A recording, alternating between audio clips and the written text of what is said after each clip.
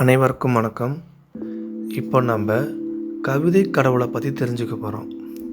யார் அந்த கவிதை கடவுள், ஏன் அவரை கவிதை கடவுள்னு நம்ம சொல்கிறோம், தொடர்ந்து நீங்கள் கேளுங்க. அதற்கான விடை இறுதியில் நீங்கள் தெரிஞ்சுக்கலாம். மகாகவி, மானுடம் பாட வந்த மாக்கவி, புதுநெறி காட்டிய புலவன், எண்ணத்தாலும் எழுத்தாலும் இந்திய சிந்தனைக்கு வளம் சேர்த்தவர், பல்துறை அறிஞர், புதிய தமிழகம் உருவாக்க கனவு கண்டவர். யாருங்க? நம்ம சுப்பிரமணிய பாரதியார் தாங்க. அவர் மக்களிடையே இந்திய சிந்தனையை மட்டும் வளர்க்கணும்னு நினச்சி பாட்டு எழுதலைங்க.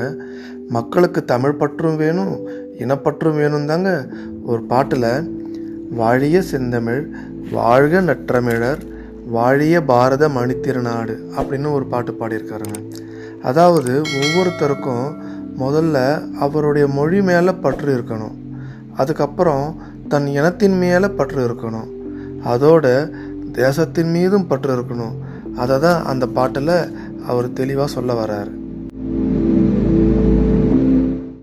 தேடி நிதம் சோறு தின்று அப்படின்னு ஒரு பாட்டு பாடியிருக்காரு. அதில் தின்று என்ற வார்த்தையை பயன்படுத்தியிருக்காரு. அது என்ன சோறு தின்று? விலங்குகள் சாப்பிட்றதா நம்ம தின்றுன்னு சொல்லுவோம், மனிதர்கள் சாப்பிட்றத உண்டுன்னு தானே சொல்லியிருக்கணும். அவர் ஏன் தின்றுன்னு சொல்லியிருக்காருன்னு பார்த்தீங்கன்னா, நான் ஒன்றும் விலங்கு கிடையாது, தின்று உயிர் வாழ நான் ஒரு மனிதன், சாதாரணமாக நான் வாழ்ந்து வீழ மாட்டேன் அப்படின்னு அவர் சொல்ல வர்றதை அந்த பாட்டை நீங்கள் முழுமையாக படிக்கும் போது தெரிஞ்சுக்கலாம். இதே போல் இன்னொரு பாட்டில் அக்னி குஞ்சொன்று கண்டேன் அப்படின்னு ஒரு பாட்டு பாடியிருக்காரு. அந்த பாட்டில் அக்னி குஞ்சுன்னு ஒரு வார்த்தையை புதுசாக இருக்குது. இது என்ன புதுசாக ஒரு வார்த்தை சொல்லியிருக்காருன்னு பார்த்தீங்கன்னா, பொதுவாக நம்ம தீப்பொறி அப்படின்றது தான் அவர் என்ன சொல்லியிருக்காரு, அக்னி குஞ்சுன்னு புதுசாக பயன்படுத்தியிருக்காரு. அதாவது அக்னினா நெருப்பு, தீ அப்படின்னு சொல்லலாம், குஞ்சுனா சிறிய இல்லை பொறி, அதை தான் அவர் என்ன சொல்லியிருக்காரு, குஞ்சுன்னு சொல்லியிருக்காரு. சிறிய நெருப்புன்னு சொல்லாமல் அக்னி குஞ்சுன்னு புதுமையாக அந்த பாட்டில் பாடியிருக்காரு. பாரதியாரோட வாழ்க்கையில் ஒரு சுவாரஸ்யமான சம்பவம். ஒரு முறை அவருடைய மனைவி கூட வனவிலங்கு பூங்கா போயிருக்காரு. அங்கே ஒரு கூண்டில் சிங்கம் இருக்கிறத பார்த்துருக்காரு.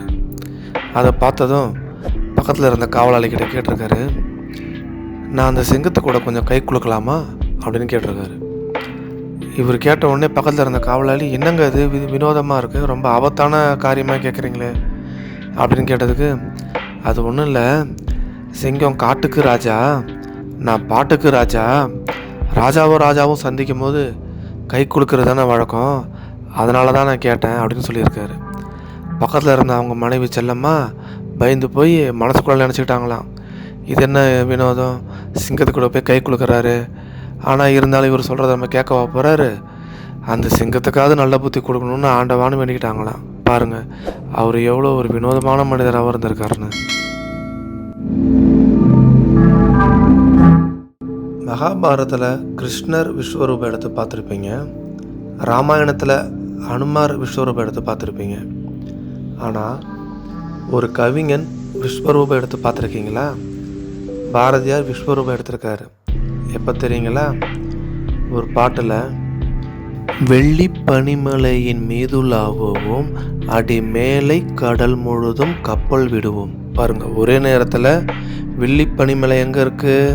இந்தியாவோட இமயமலையில் இருக்குது. கடல் எங்கே இருக்குது?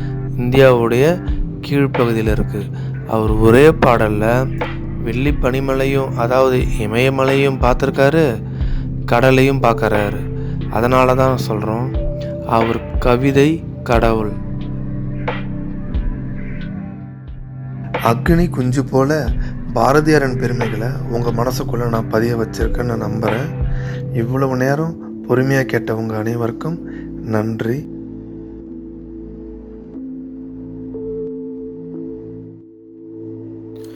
நம்ம சேனலில் ஓவியங்களோடு அது தொடர்பான கதையோ அல்லது வரலாறோ நீங்கள் தெரிஞ்சுக்கலாம். அதனால் மறக்காமல் சேனலை சப்ஸ்கிரைப் பண்ணுங்கள். நன்றி, வணக்கம்.